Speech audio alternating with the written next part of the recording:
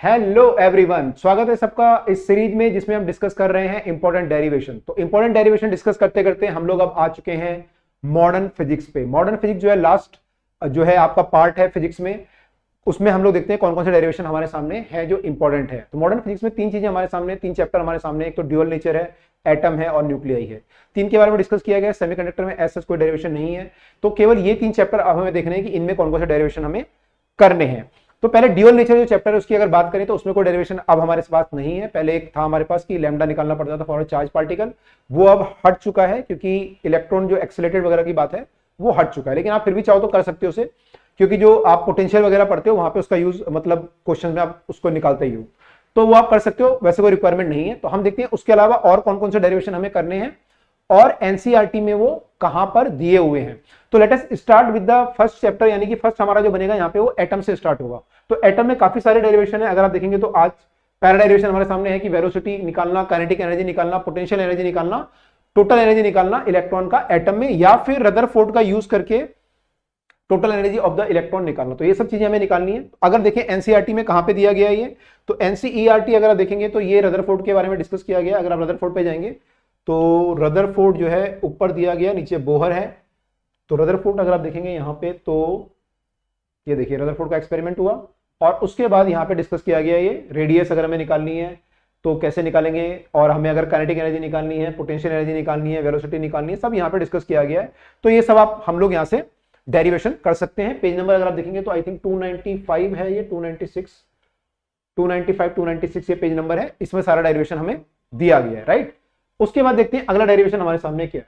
तो आगे जो है फिर इसमें बोहर के बारे में बात की गई है। तो बोहर के जो होता है उसमें रेडियस कितनी आएगी बोहर के मॉडल के अकॉर्डिंग, उसके अलावा एनर्जी कितनी आएगी बोहर के हाइपोथेसिस से, ये डिस्कस किया गया है, और फिर पीरियड कितना आएगा। तो अगर हम यहाँ पे देखें ये एनसीईआरटी में, तो बोहर के अकॉर्डिंग इसमें जो है नीचे दिया गया बोहर का जो हाइपोथेसिस है उसके अकॉर्डिंग ये बोहर ये जो है लिमिटेशन है, फिर बोहर के हाइपोथेसिस है, और फिर ये बोहर का मॉडल के अकॉर्डिंग रेडियस कितनी आएगी, एनर्जी कितनी आएगी, यहां पे डिस्कस किया गया है। अगर आप टाइम पीरियड की बात करेंगे तो डायरेक्टली नहीं मिलेगा आपको, लेकिन टाइम पीरियड आप निकालने के लिए 2πr/v का यूज कर सकते हैं। वेलोसिटी निकालने के लिए आप बोहर का जो बेसिक फॉर्मूला है कि आपका जो एंगुलर मोमेंटम होता है वो nh/2π का मल्टीपल होता है, उसका यूज कर सकते हैं। तो वहां से आप जो है इसको निकाल सकते हैं, ठीक है। तो बोहर का जो बेसिक है वहां से आप वेलोसिटी निकालेंगे, फिर टाइम पीरियड हो जाएगा 2πr/वेलोसिटी, और वहां से हम लोग टाइम पीरियड निकाल सकते हैं। तो ये सब हम लोग कर सकते हैं। तो बोहर के जो डेरिवेशन आप देखें कई काफी इंपॉर्टेंट है, काफी बार ये आ चुके हैं। देखिए कई बार पेपर में आए, कई बार आ चुके हैं पेपर में, राइट। इंपॉर्टेंट है। आगे देखते हैं आप, पीरियड की बात हमने कर ली है। फिर है quantization condition of Bohr using de Broglie. De Broglie का यूज करके बोहर की क्वांटाइजेशन कंडीशन निकालना।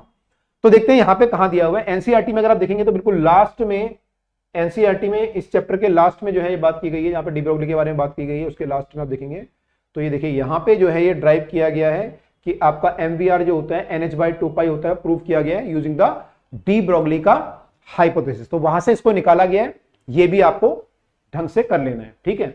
चलिए अब देखते हैं आगे कौन सा डेरिवेशन हमारे सामने है। तो इस चैप्टर में ये डेरिवेशन है। अगले चैप्टर में देखिए हम तो एक डेरिवेशन हमारे सामने की डेंसिटी जो होती है, न्यूक्लियस चैप्टर है, तो उसमें जो है न्यूक्लियस चैप्टर में density of nucleus is independent of the mass number. तो ये हमें देखना है कहां पे दिया है एनसीईआरटी में। तो एनसीईआरटी में देखेंगे न्यूक्लियस चैप्टर जो है उसमें दिया गया है ये। अगर आप देखेंगे यहां पे तो जहां पे न्यूक्लियस की डेंसिटी की बात की गई है,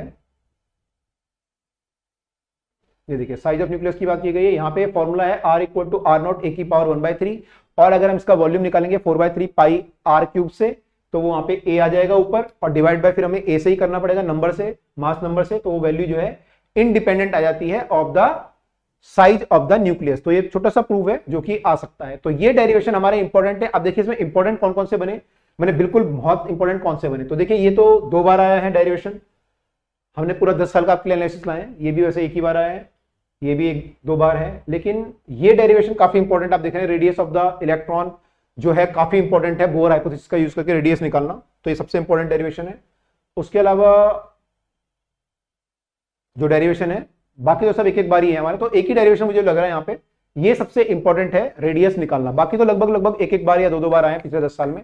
तो ये काफी इंपॉर्टेंट है, इसको जरूर आप करके जाइएगा। बोहर का इनफैक्ट पूरा ही डेरिवेशन आपको ढंग से करना है। तो आई होप ये सीरीज आपको पसंद आई होगी। हमने इसमें फिजिक्स के किताब जो है पूरी की पूरी कवर कर ली है, कौन कौन से डेरिवेशन हमें करने हैं। अगर आपने बाकी वीडियो नहीं देखी है तो उनको भी चेक कर लें, तो सारी की सारे आपके डेरिवेशन क्लियर हो जाएंगे कि हम कौन कौन से डेरिवेशन हमें प्रैक्टिस करनी है। 2-2 बार उनको प्रैक्टिस लिख के करिएगा, ठीक है। चलिए तो मिलते हैं आपसे अब दूसरी वीडियो में, जिसमें हम डिस्कस करेंगे कुछ और इंपॉर्टेंट चीजें। Till then bye, take care.